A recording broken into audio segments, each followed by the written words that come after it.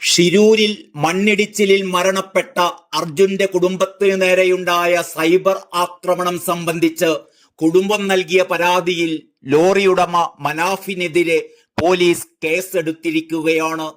അർജുനെ വീണ്ടെടുക്കാനുള്ള സമ്മർദ്ദങ്ങളും പരിശ്രമങ്ങളുമായി 71 ദിവസം ഷിരൂരിൽ ഗംഗാവാലിയുടെ തീരത്ത് പ്രാർത്ഥനയോടെ കാത്തിരുന്ന മനാഫിദ കോടതി കയറുകയാണ്. ലോകമെങ്ങുമുള്ള മലയാളികൾ മാതൃകാ പ്രവർത്തനം എന്ന് അഭിനന്ദിച്ച മനാഫിന് ഇനി ജയിലിലും കഴിയേണ്ടി വരുമോ എന്നാണ് സോഷ്യൽ മീഡിയ ചോദിക്കുന്നത്. സമൂഹ മാധ്യമങ്ങളിൽ മനാഫിനെ അനുകൂലിച്ചുകൊണ്ടുള്ള പോസ്റ്റുകളും കമന്റുകളും നിറയുകയാണ്.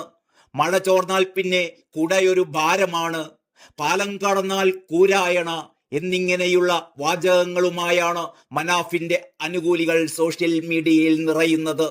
അർജുന്റെ കുടുംബം മനാഫിനെതിരെ പത്രസമ്മേളനം തുടങ്ങുമ്പോൾ അധികമാരും ശ്രദ്ധിക്കാതെ വെറും 10,000-ൽ താഴെ മാത്രം സബ്സ്ക്രൈബേഴ്സ് ഉണ്ടായിരുന്ന മനാഫിന്റെ ലോറിയുടമ മനാഫ് എന്ന യൂട്യൂബ് ചാനലിന്റെ സബ്സ്ക്രൈബേഴ്സ് ഒറ്റ ദിവസം കൊണ്ട് 3.5 ലക്ഷം കടന്നിരിക്കുകയാണ്.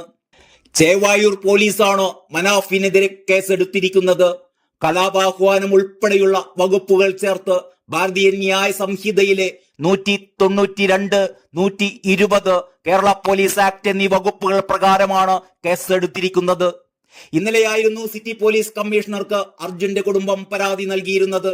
മെഡിക്കൽ കോളേജ് ACPയുടെ കീഴിലുള്ള സംഘമാണ് പരാതി അന്വേഷിച്ചത്. സമൂഹ മാധ്യമ അക്കൗണ്ടുകൾ ഇന്ന് പരിശോധിക്കുമെന്ന് ACP അറിയിച്ചിരുന്നു. ഇതിനിടെ സേവ് അർജുൻ ആക്ഷൻ കമ്മിറ്റി പിരിച്ചുവിട്ടിട്ടുണ്ട്. കമ്മിറ്റിയുടെ പ്രവർത്തനം അവസാനിപ്പിക്കണമെന്ന് അർജുന്റെ കുടുംബം ആവശ്യപ്പെട്ടിരുന്നു. ഇതിന് പിന്നാലെയാണ് ഈ നടപടി.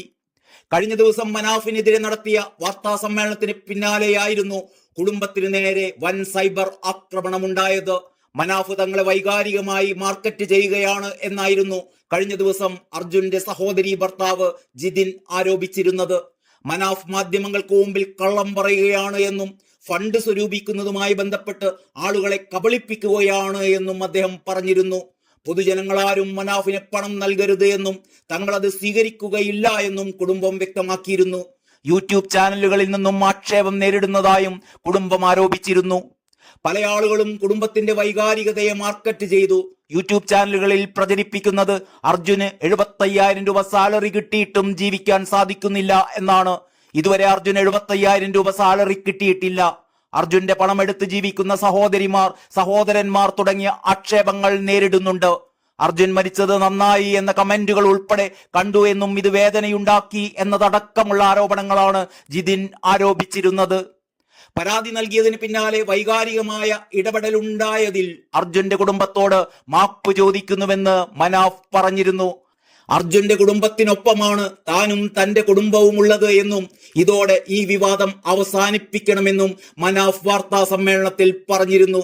അർജുന്റെ മകന്റെ പേരിൽ അക്കൗണ്ട് ഉണ്ടോ എന്ന് അന്വേഷിച്ചതാണ് ഈ വിവാദങ്ങളുടെ എല്ലാം അടിസ്ഥാനം. അർജുന്റെ കുടുംബത്തെ വേദനിപ്പിച്ചു എങ്കിൽ മാപ്പ് ചോദിക്കുകയാണ്. അർജുന്റെ കുടുംബമായാലും തങ്ങളായാലും ഉത്തരവാദിത്വത്തോടെയാണ് പെരുമാറേണ്ടത്.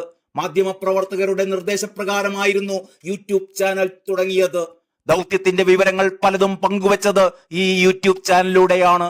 യൂട്യൂബ് ചാനലിൽ നിന്ന് സാമ്പത്തിക നേട്ടമൊന്നും ഉണ്ടാക്കിയിട്ടില്ല.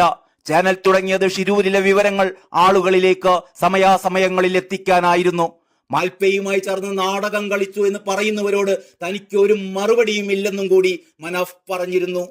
താൻ പണപ്പിരിവ് നടത്തിയിട്ടുണ്ട് എന്ന് തെളിഞ്ഞാൽ മാനാഞ്ചിറ മൈതാനിയിൽ താൻ വന്നു നിൽക്കാം, നിങ്ങളെന്നെ കല്ലെറിഞ്ഞു കൊന്നോളൂ എന്ന് പോലും മനാഫ് പറയുകയുണ്ടായി.